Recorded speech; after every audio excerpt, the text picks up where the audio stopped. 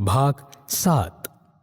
श्रुत्वा धर्मं विजानाति, श्रुत्वा त्यजति दुर्मितम्, श्रुत्वा ज्ञानं वाप्नोति, श्रुत्वा मोक्षम वाप्नुयात्। इस श्लोक में चाणक्य ने वैदिक शास्त्रों के अध्ययन और श्रवण की महत्ता को स्पष्ट किया है। वे कहते हैं कि धर्म में मर्म को समझने के लिए वैदिक शास्त्रों का ज्ञान आवश्यक है। इसके माध्यम से मनुष्य धर्म के तत्व को जीवन में उतार सकता है। वैदिक ज्ञान पाप कर्मों में लिप्त मनुष्य की बुद्धि को भी सन्मार्ग की ओर अग्रसर कर देता है। इसके प्रभाव से साधारण मनुष्य भी श्रेष्ठता प्राप्त कर लेता है। वैदिक ज्ञान की शक्ति द्वारा ही साधुजन संपूर्ण जगत का कल्याण करते हुए मृत्यु के बाद मोक्ष प्राप्त करते हैं। जिस प्रकार वैदिक ज्ञान का अध्ययन परम कल्याणकारी होता है, उसी प्रकार उनका श्रवण भी मानव मन और बुद्धि को निर्मल कर देता है।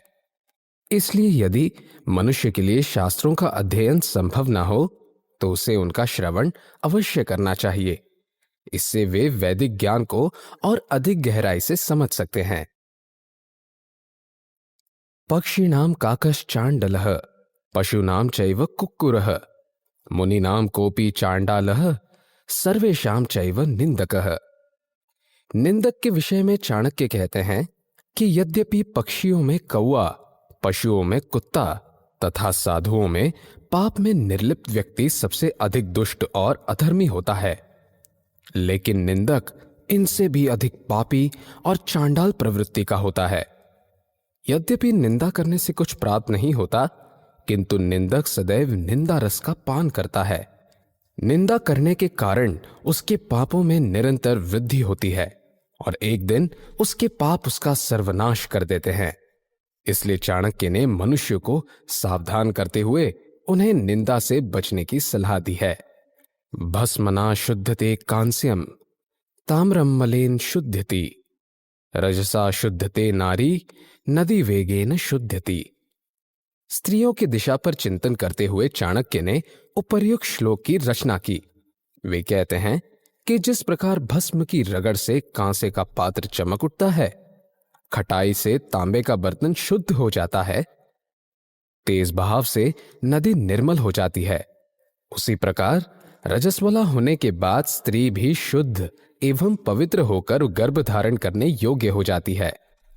परंतु जिन स्त्रियों का रजोधर्म नहीं होता अथवा जो स्त्रियां गर्भ धारण करने से वंचित या अयोग्य होती हैं, समाज में उन्हें उचित आदर सम्मान प्राप्त नहीं होता। ब्रह्मण संपूज्यते राजा, ब्रह्मण संपूज्यते द्विजः, ब्रह्मण संपूज्यते योगी, स्त्री भ्रमंती विनश्यति। इस श्लोक द्वारा चाणक्य ने स्पष्ट किया है कि भ्रमण करने वाला राजा, ब्राह्मण एवं योगी सबके लिए आदर के पात्र होते हैं। इसके विपरीत भ्रमण करने वाली नारी समाज में भ्रष्ट और दुष्टा मानी जाती है। इस संदर्भ में वे विस्तृत वर्णन करते हुए कहते हैं कि चूंकि राजा का कर्तव्य है कि वह अपनी प्रजा के दुख दर्द एवं परेशानियों को जाने, उसके अधीनस्थ अधिकारी प्रजा के प्रति किस प्रकार का व्यवहार करते हैं, उनकी भलाई के लिए कौन कौन से उचित प्रयास कर रहे हैं, ये सब जानना राजा के लिए अत्यंत आवश्यक होता है। इसलिए प्रजा के साथ सीधे संवाद हेतु उसे गुप्त रूप से भ्रमण करते रहना चाहिए।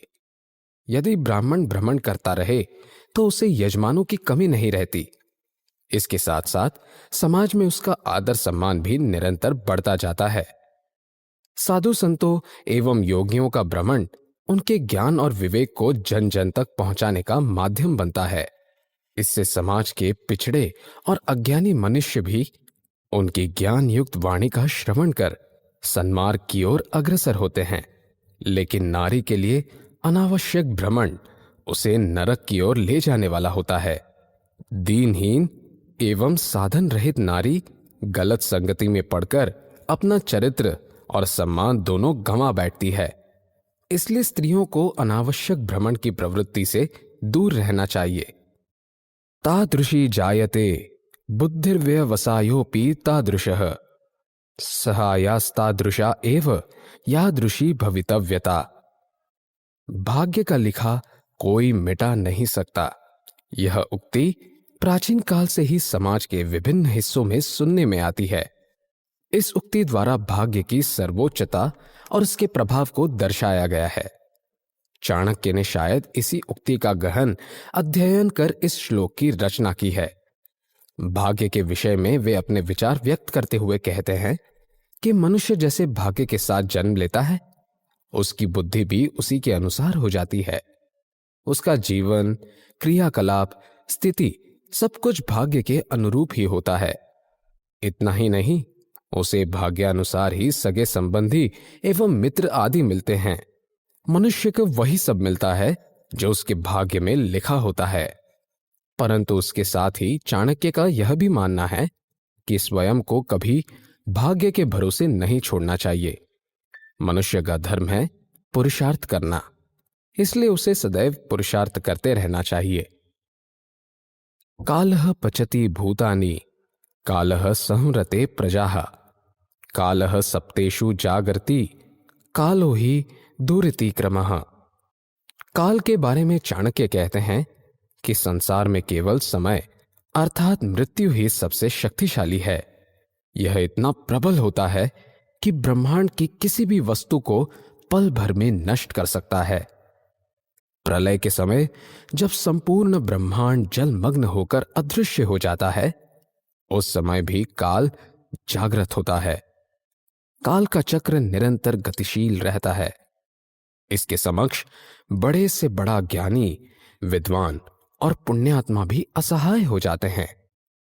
वीर और निर्भय क्षत्रिय भी परास्त हो जाता है। मनुष्य जीवन की चारों अवस्थाएं काल के अनुरूप ही कार्य करती हैं। काल को जीतना सबके लिए असंभव है, इसलिए मनुष्य के लिए आवश्यक है कि वह सन्मार्ग का अनुसरण करते हुए नित्य पुण्य कर्म अर्जित करता रहे। इन पुण्य कर्मों के प्रभाव से ही मनुष्य अपने परलोक को सुधार सकता है।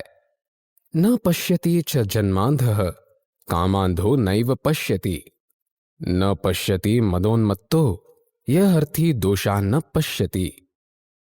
जन्म से नेत्रहीन व्यक्ति को कुछ दिखाई नहीं देता, परंतु जो व्यक्ति कामांध अर्थात काम में वशीभूत होकर नेत्रहीन हो जाता है, वह भी देखने की शक्ति गंवा बैठता है।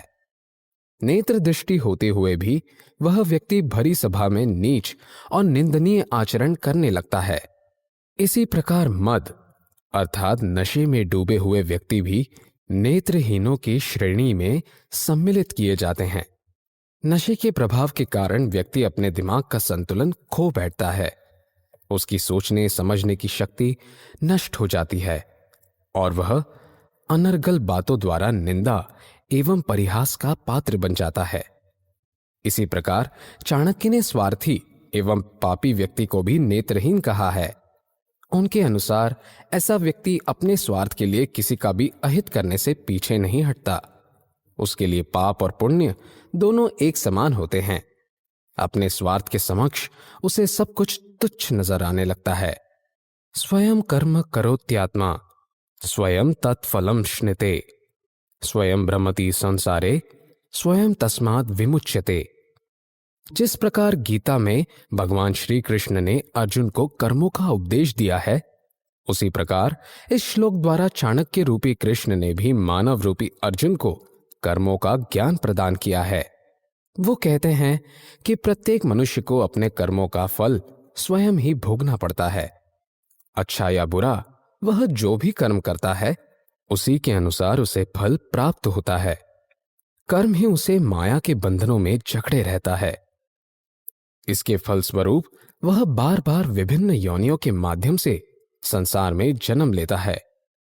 यद्यपि मनुष्य कर्म करने के लिए स्वतंत्र है, तथापि वह उसका इच्छित फल नहीं प्राप्त कर सकता है।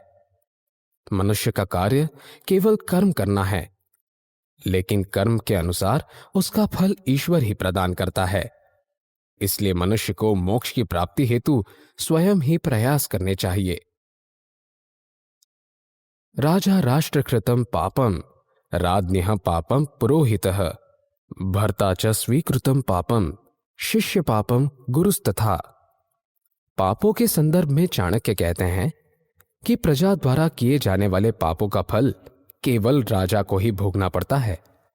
राजा द्वारा किए गए पापों का बोझ पुरोहित ढोता है। पत्नी के पाप पति तथा शिष्यों के पाप गुरु पर प्रभावकारी होते हैं। इसलिए चाणक्य ने राजा में होने वाले पाप कर्म को रोकने पर जोर दिया है। उनके अनुसार राजा का यह कर्तव्य होता है कि वह अपने राज्य में होने वाले छोटे बड़े सभी पापों को नष्ट कर दे, स्वेच्छारिता तथा पापचार को फैलने न दे। इससे प्रजा भय मुक्त होकर जीवन यापन करेगी तथा राजा को उसका शुभ फल प्राप्त होगा। इस प्रकार उन्होंने पाप कर्म पर अंकुश लगाकर राज्य में धर्म की स्थापना पर जोर दिया है।